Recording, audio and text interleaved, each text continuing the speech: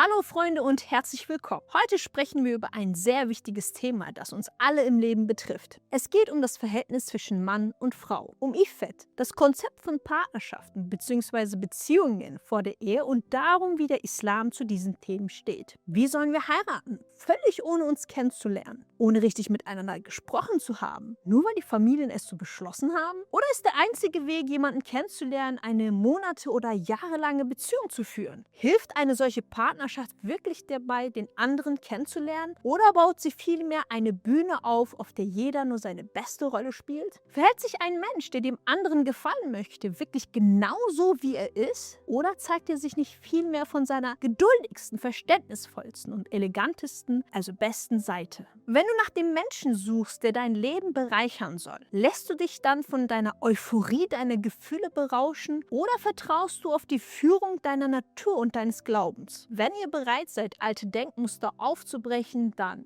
nimm dein Chai, lehn dich zurück und lass uns gemeinsam loslegen.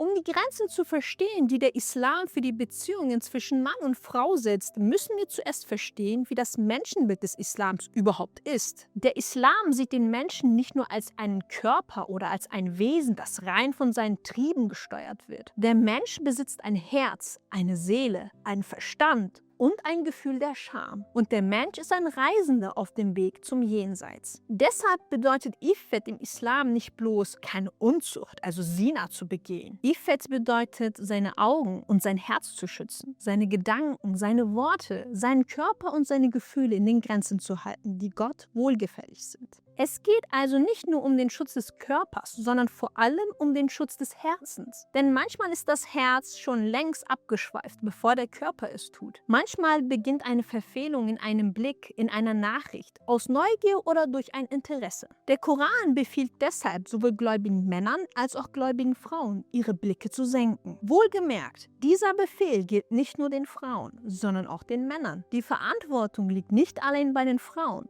Auch Männer sind verpflichtet, ihre Augen, ihr Herz und ihr Iffet zu bewahren. Iffet und Schamgefühl sind für beide Geschlechter eine Schönheit und eine Ehre. Uns wird im Koran gesagt, dass wir für unsere Ohren, unsere Augen und unser Herz verantwortlich sind. Das ist eine tiefgehende Wahrheit, denn oft denken wir, dass wir nur für unsere Taten zur Rechenschaft gezogen werden. Doch das, was wir ansehen und was wir hören, prägt und verändert uns und formt unser Herz. Das Auge ist nicht nur ein Organ, welches die Außenwelt sieht. Es ist ein Tor zum Herzen. Das Ohr nimmt nicht nur Geräusche wahr, es ist ein Tor zum Verstand und zur Seele. Und das Herz bleibt nie leer. Es ähnelt mit der Zeit dem, womit wir unser Herz beschäftigen. Einer der größten Täuschungen ist der Satz, was ist schon dabei? Ein bisschen schreiben, einen Kaffee trinken. Wir sind doch nur Freunde. Unsere Absicht ist rein. Warum wird das so übertrieben? Doch große Brüche im Leben beginnen selten mit riesigen Schritten. Sie beginnen mit kleinen Lockerungen und einer schleichenden Normalisierung. Man stürzt nicht plötzlich von der Klippe, sondern nähert sich Schritt für Schritt dem Abgrund. Beim ersten Schritt hat man noch Angst, beim zweiten gewöhnt man sich daran und beim dritten findet man es völlig normal und fängt an, es zu rechtfertigen. Das Gefährliche an einer Verfehlung ist nicht nur die Tat selbst, sondern dass sie einem mit der Zeit normal vorkommt. Was anfangs das Gewissen plagt,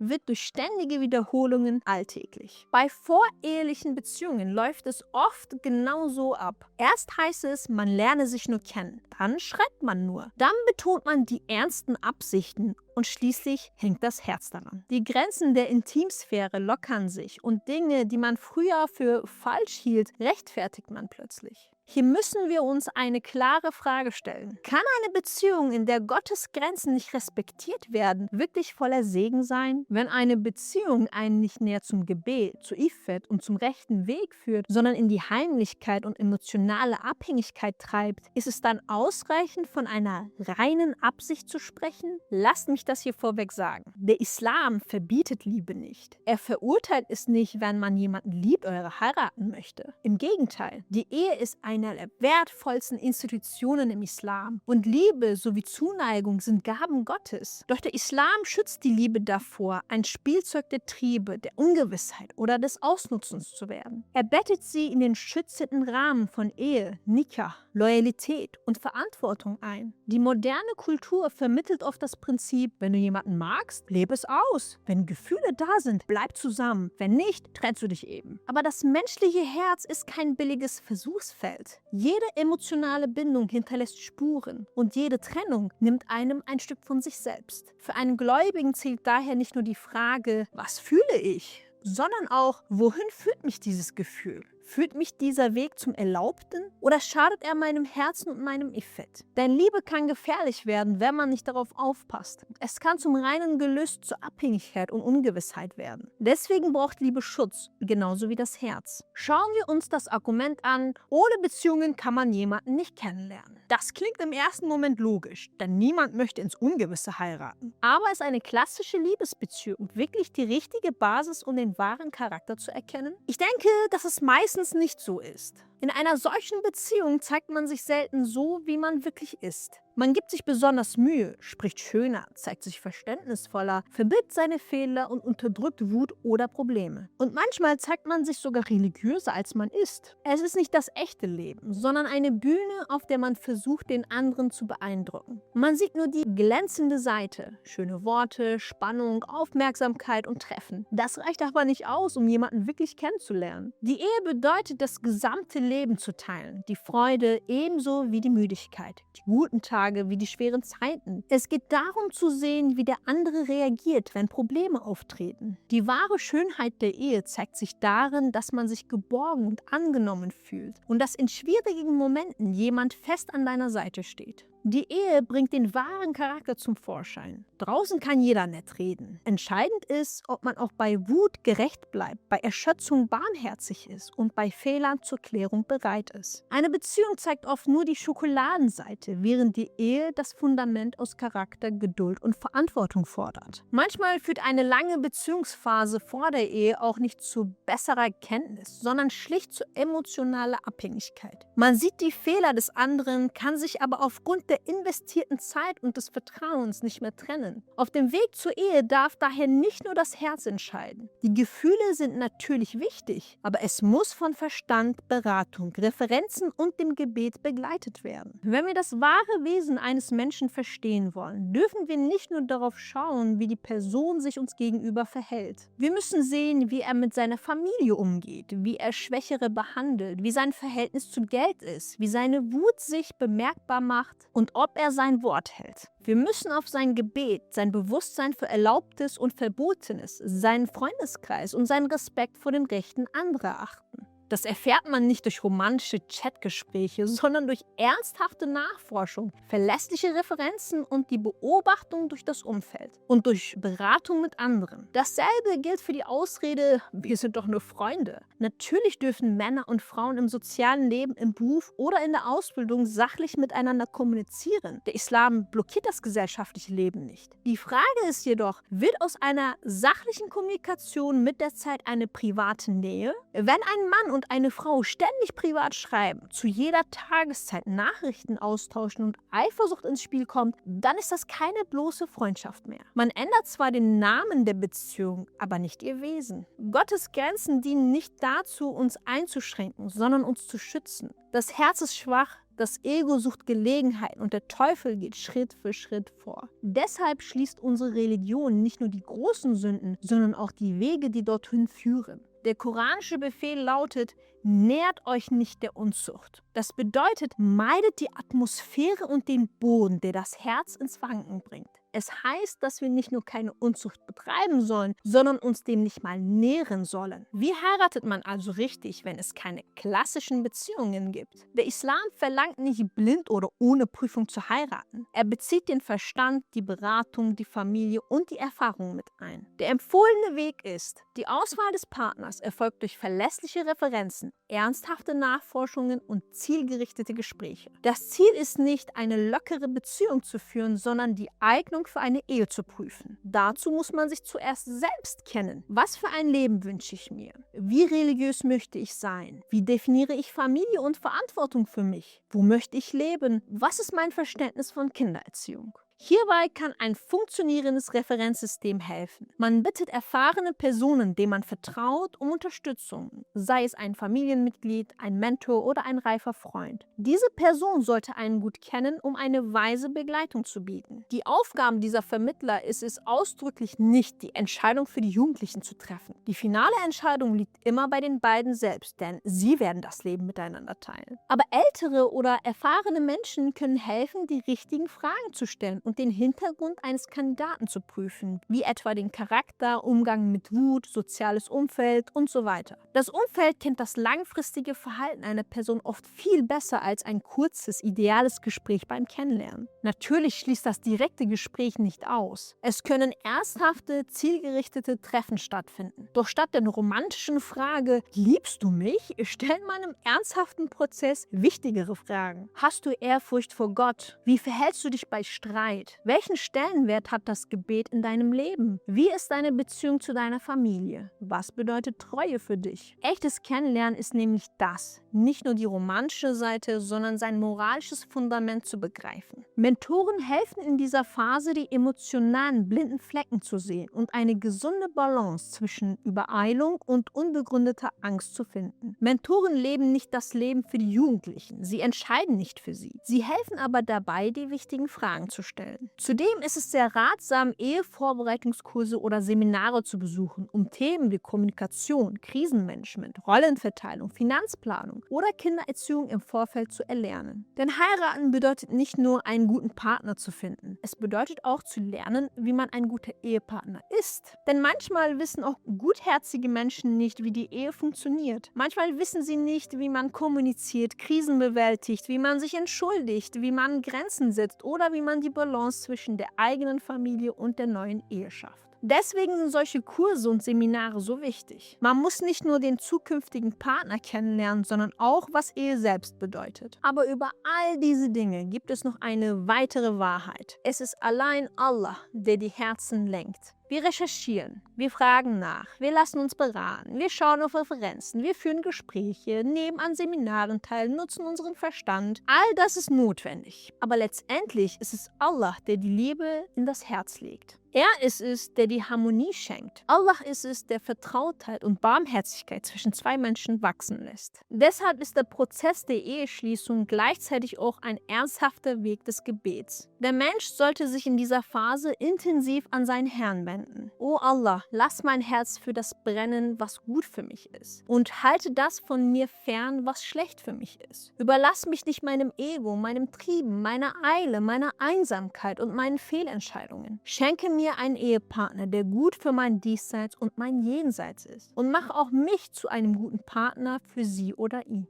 Dieses Dua ist unglaublich wichtig. Denn manchmal flüchtet ein Mensch vor der Einsamkeit und läuft dabei in eine völlig falsche Entscheidung. Manchmal gibt man sich aus dem bloßen Bedürfnis heraus, gefallen zu wollen, mit einer falschen Beziehung zufrieden. Manchmal handelt man aus der Angst heraus, was, wenn ich nie wieder jemanden finde, und überstürzt die Dinge. Und manchmal blenden das äußere Erscheinungsbild, der Status, das Geld oder schöne Worte einfach die Augen. Doch ein Mensch, der betet, vertraut sein Herz ganz Allah an. Er sagt: O Allah, ich sehe nur das Begrenzte, du aber siehst alles. Ich sehe das Heute, du kennst auch das Morgen. Ich blicke auf das Äußere, du aber kennst die Herzen. Die Partnerwahl ist nicht nur die Frage, mit wem werde ich glücklich sein. Es ist gleichermaßen die Frage, mit wem kann ich ein besserer Diener Allahs werden. Denn der Lebenspartner beeinflusst maßgeblich den eigenen Gottesdienst. Er prägt den Charakter, er beeinflusst die Erziehung der Kinder, er formt das Umfeld und die gesamte Weltanschauung. Der Ehepartner ist manchmal die Person, die dich zum Morgengebet weckt. Manchmal ist es die Person, die dich vor dem Verbotenen schützt. Manchmal erinnert sie dich in schweren Zeiten an die Geduld. Und manchmal trägt diese Person den Duft des Paradieses direkt in dein Herz. Aber möge Allah uns davor bewahren. Ein falscher Partner kann einen auch demotivieren, was das Gebet angeht. Es kann einen von der eigenen Familie entfremden. Er kann einen an das Verbotene gewöhnen und den gesamten inneren Frieden aufzehren. Aus diesem Grund wird eine Entscheidung für die Ehe niemals nur aus der reinen Euphorie des Herzens heraus getroffen. Gefühle sind wichtig, aber sie reichen nicht aus. Es braucht den Verstand, es braucht gegenseitige Beratung, es braucht Recherche,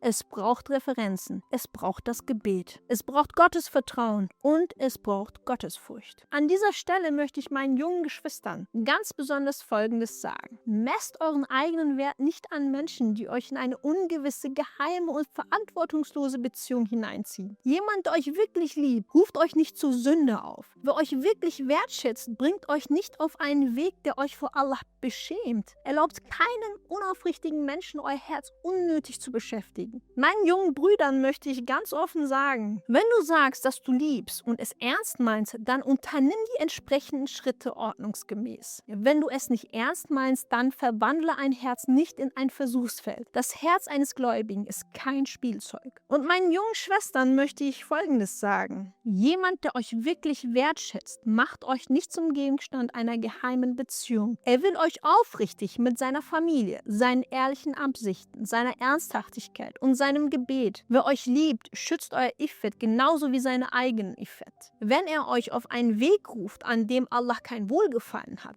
dann ist dort keine Liebe, sondern die Verführung des Egos, der Triebe im Spiel. Und auch den Familien kommt eine große Aufgabe zu. Wir leben in einer Welt, in der das Heiraten für junge Menschen erschwert und die Wege zum Verbotenen erleichtert werden. Wenn wir die Ehe durch übertriebene Ausgaben, endlose Erwartungen, unnötige Statusbedingungen und Luxusforderungen unmöglich machen, vergrößern wir die Aufgabe, vor der die Jugend steht. Natürlich ist Vorsorge ratsam. Wirtschaftliche Realitäten können nicht ignoriert werden. Aber man darf die Ehe auch nicht in einen unerreichbaren Berg verwandeln. Wenn ein junger Mann oder eine junge Frau kommt, mit dessen religiöse Einstellung und dessen Charakter man zufrieden ist, darf man die Angelegenheit nicht bloß auf das Gehalt, das Vermögen, die Hochzeit, den Abschluss oder das Prestige reduzieren. Denn in der Ehe ist das eigentlich tragende Fundament der Charakter. Es ist die Gottesfurcht, es ist die Barmherzigkeit, es ist die Loyalität. Schließlich möchte ich noch Folgendes hinzufügen. Manche Geschwister, die dieses Video schauen, haben in der Vergangenheit vielleicht Beziehungen geführt. Sie haben vielleicht Fehler gemacht. Sie haben sich vielleicht in falsche Beziehungen befunden. Wir rufen hier niemanden zur Hoffnungslosigkeit auf. Eine der größten Listen des Satan ist es, den Menschen dazu zu bringen, zu sagen, aus mir wird nichts mehr. Es ist zu spät.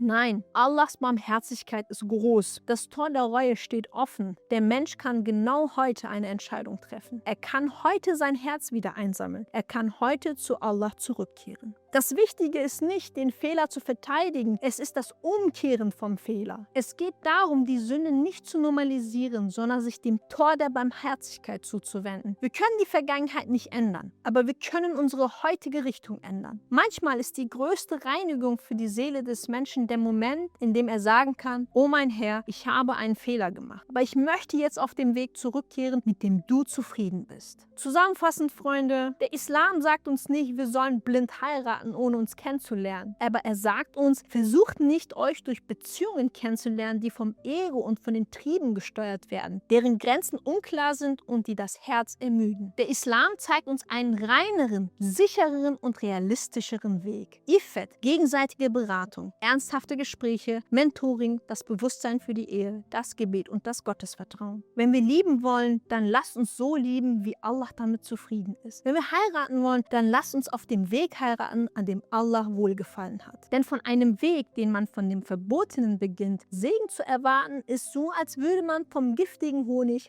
Heilung erwarten. Möge mein Herr uns allen gewähren, unsere Augen, unsere Herzen, unser Iffet und unser Schamgefühl zu schützen. Möge er unseren unverheirateten Geschwistern rechtschaffende Partner schenken. Möge er den Ehen unserer verheirateten Geschwister Zuneigung, Barmherzigkeit und Segen gewähren. Möge er unsere Herzen nicht in die Hand unseres Egos und unserer Triebe geben. Möge er uns Menschen begegnen lassen, die sowohl unser Diesseits als auch unser Jenseits verschönern. Amen. Bis zum nächsten Video. Ciao, ciao.